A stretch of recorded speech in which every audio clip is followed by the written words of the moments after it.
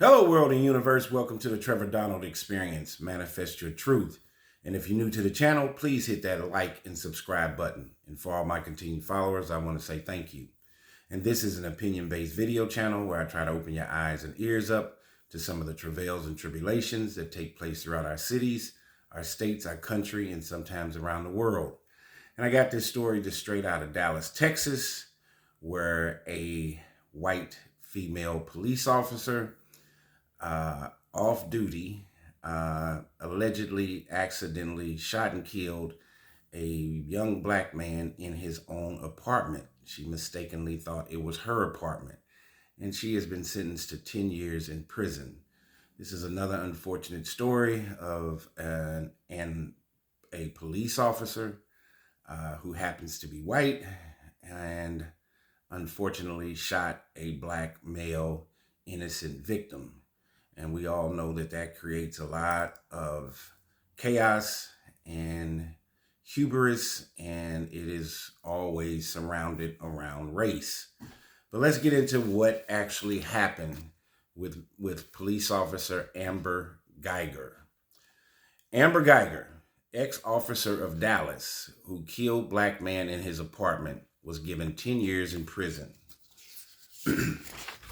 Amber Guyger, a former Dallas police officer who killed an unarmed black neighbor after stepping into his apartment and mistaking it for her own, has been sentenced to 10 years in state prison by the same jury that convicted her of murder. Your sentence will begin today, Judge Tammy Kemp told Officer Guyger.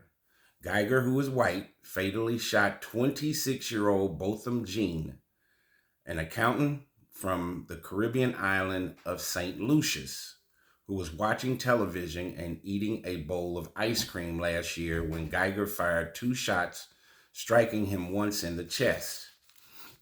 So she enters the wrong apartment. She enters his apartment thinking it's hers, and then she kills him.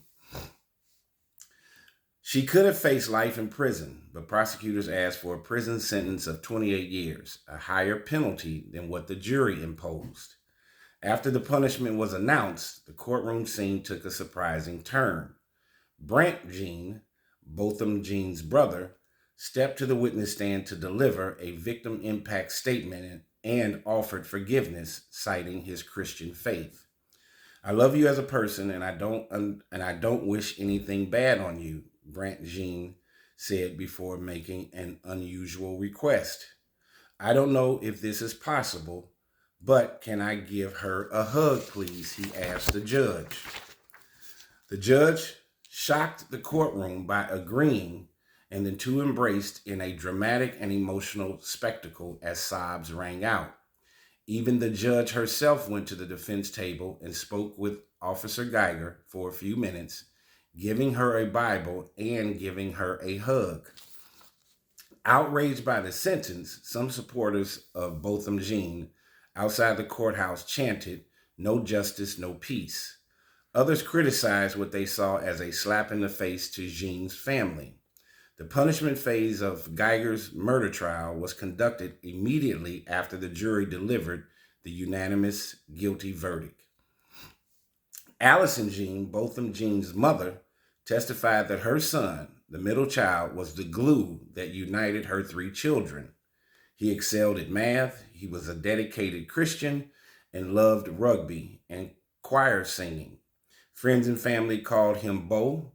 He was killed a few days before his 27th birthday while he's sitting in his own apartment eating ice cream. His mother said, "My life has not been the same. It's just been a roller coaster. I cannot sleep, I cannot eat," Allison Jean told the jury. "It's just been the most terrible time for me." Between sobs, Botham Jean's father, told juries on Wednesday that the killing of his son left his family shattered. He said, "It hurts me every day. How could we have lost Botham? Such a sweet boy.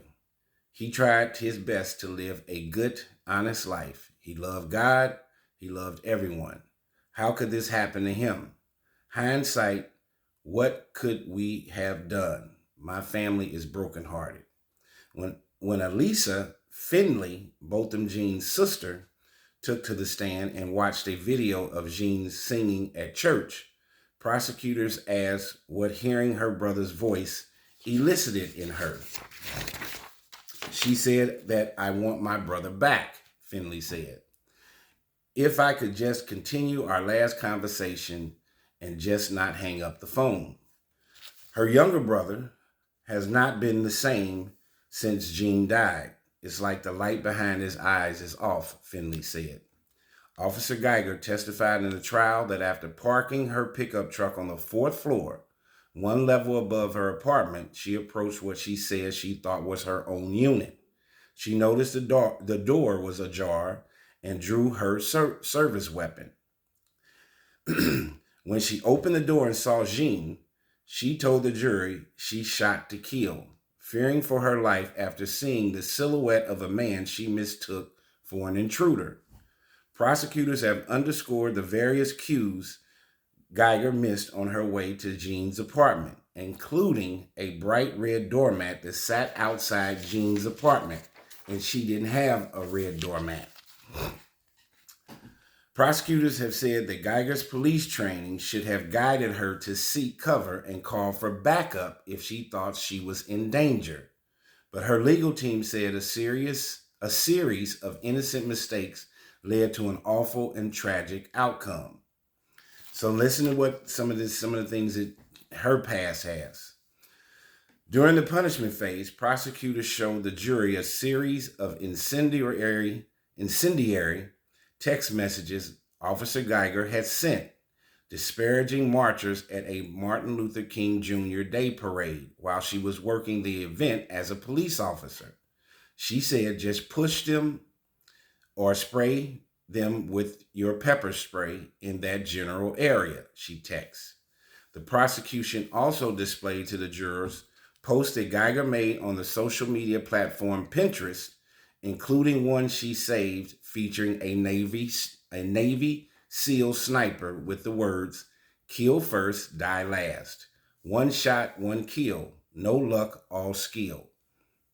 In another social media post made by Guyger, she discussed owning a gun with an image that contained the message, "I wear all black to remind you not to mess with me because I'm already dressed for your funeral." This is where text messaging from your past can come back to haunt you.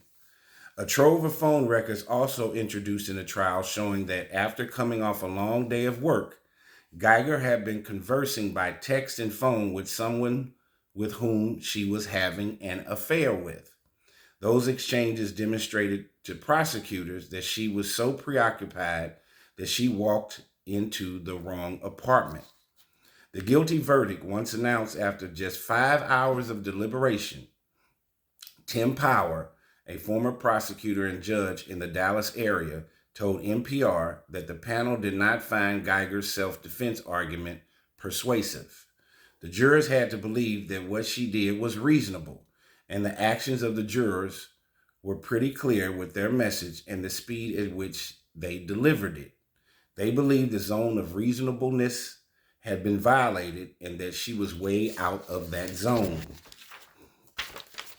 So, this young lady, been on the force for a few years, several years, and allegedly must have been upset and not paying attention, goes to not only the wrong floor, but to the wrong apartment. Mr. Jean's door was ajar. She opens the door, and instead of saying, "Hey, who are you? What's going on?" or even burnishing her weapon while he's sitting there eating ice cream, you didn't have to shoot, telling him and tell him to get out of her apartment. They could have had a verbal exchange, and she could have realized that that was not her apartment. But instead, she made a rush judgment and shot and killed him while he's sitting on his couch eating ice cream. And then in some of her past texts, she talked about the audacity and the hubris of wanting to shoot to kill, was prepared to do it. If this situation had not taken place, I believe, and she was off duty at the time, But I believe, based on her arrogance and her hubris, that eventually she probably was going to shoot someone, an innocent person, while on the job. It was probably inevitable that this was going to happen. You can tell by her past texts that she had a rush to judgment on thinking that she had all the power based on the badge and that she could do whatever she wanted, including killing an innocent man. Luckily, this verdict, based in the courtroom, and the judge and the jurors made a decision, which is very hard to do, is to convict a police officer and a white female police officer, which they evidently had the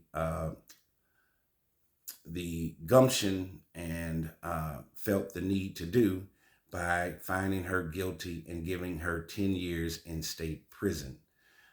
What a sad story. What a sad case on both ends, on Miss Amber Guyger's family and her, but definitely on Mr. Jean's family, for him to have lost his life.